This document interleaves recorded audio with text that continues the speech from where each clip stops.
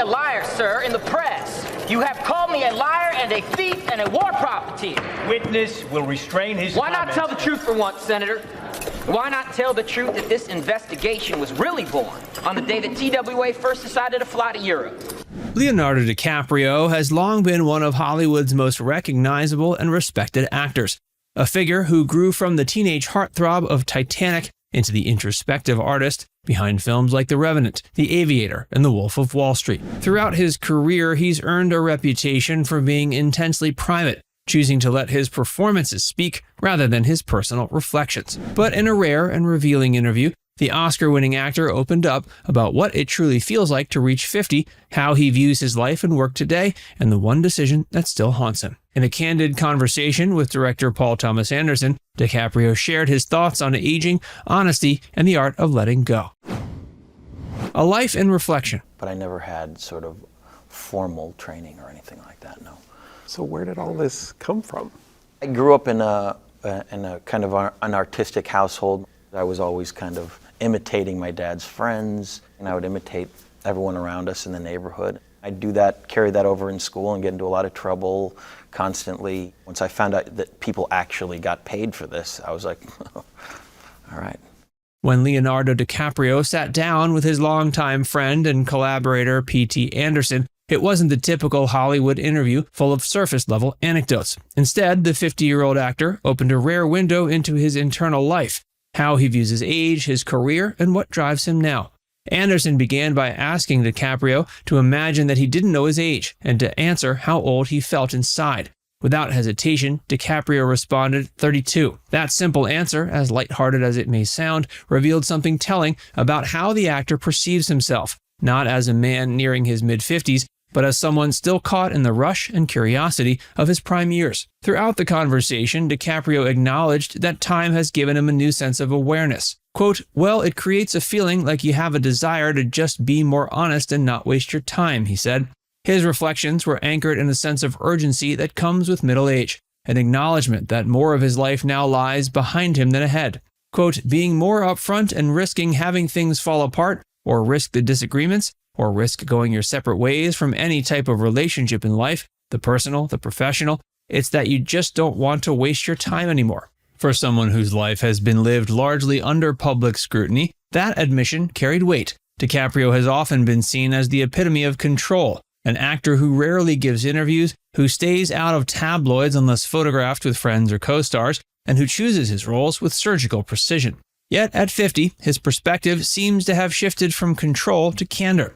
He cited his mother as a model for this stage of life, saying she's reached a point where she, quote, "just says exactly what she thinks and wastes no time."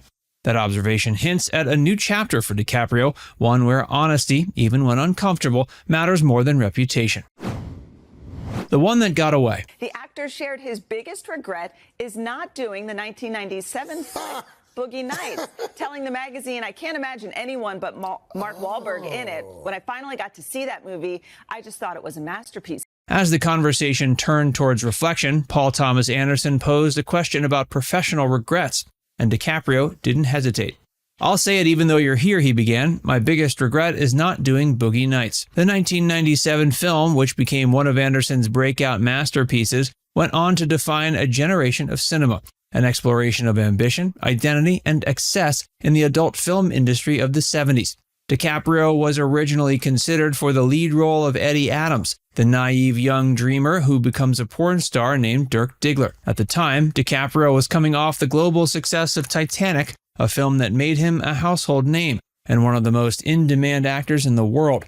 Choosing between projects was a constant balancing act, and in this case, he opted for James Cameron's epic rather than Anderson's smaller but daring project. Looking back now, he sees it as a turning point. "It was a profound movie of my generation," he said. "I can't imagine anyone but Mark Wahlberg in it. When I finally got to see that movie, I just thought it was a masterpiece." Boogie Nights went on to catapult Wahlberg's career and cement Anderson's reputation as one of America's boldest filmmakers.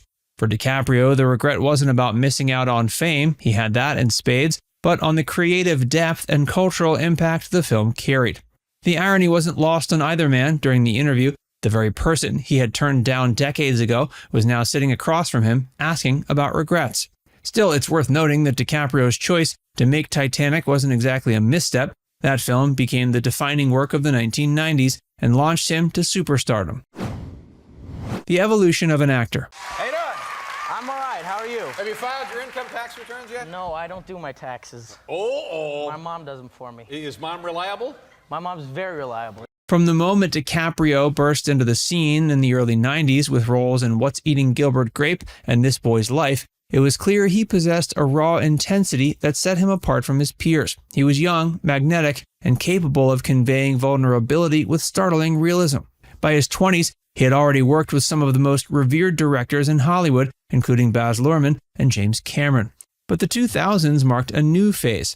DiCaprio's collaborations with Martin Scorsese became the cornerstone of his artistic evolution. Starting with Gangs of New York and followed by The Aviator, The Departed, Shutter Island, and The Wolf of Wall Street, these films forged a partnership comparable to Scorsese's earlier bond with Robert De Niro.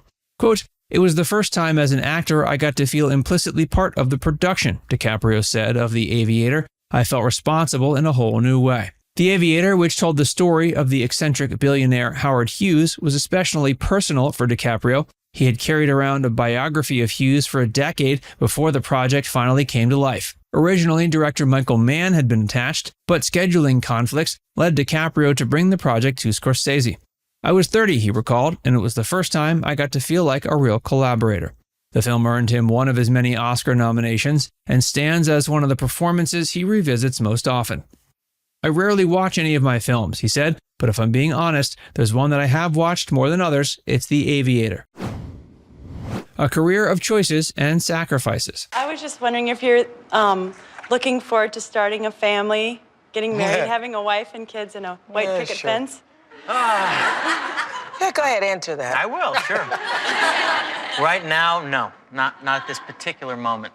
Right now, I'm just too happy doing what I'm doing, but, that's all in the future. The regret over Boogie Nights isn't the only time DiCaprio has turned down a major role. Through his career, his selectivity has been both a blessing and a curse. He famously declined parts in American Psycho, Spider-Man, and even Star Wars, each for different reasons, often tied to his instinct for what felt right artistically or personally. These decisions, while sometimes puzzling to fans, reflect the same careful deliberation that has kept him from overexposure and allowed him to sustain longevity in an industry obsessed with novelty. Yet, that same deliberation has led to moments of second-guessing. In an era when celebrity culture often prizes quantity over quality, DiCaprio's restraint has made him stand out. He doesn't flood the screen. He arrives with intention. But as he told Anderson, age brings a new awareness, a sense that one can no longer wait forever to take risks. Quote, "You just have to be much more upfront," he said. "It's almost a responsibility because much more of your life is behind you than ahead of you." It's a sentiment echoed in recent projects. Films like Once Upon a Time in Hollywood and Killers of the Flower Moon show an actor still chasing challenging material, but also increasingly interested in reflection. The honesty of age. You're 49 years old. How the hell did that happen? I have no idea. We were talking about our first interview that may have been 30 years ago. What do you want to do before you turn 50? Good question. Well, every now and then. You know what? Just one more movie. One more movie. He'll do it.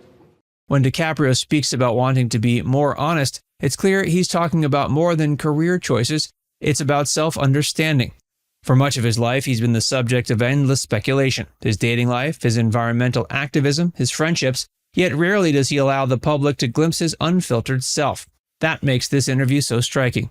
His words aren't rehearsed or polished. They're the musings of a man aware of time's passage and eager to use it wisely. Quote, "I can only imagine how the next few decades are going to progress," he said. "I look at my mother, for example, and she just says exactly what she thinks and wastes no time. That reflection isn't just admiration, it's aspiration." DiCaprio has long been known for playing characters who hide behind masks, but his own journey seems to be about removing them. Now it's time to hear from you. Do you think Leonardo DiCaprio's biggest career regret, turning down Boogie Nights, would have changed the course of his career? Or did his path turn out exactly as it was meant to? Let us know in the comments section below.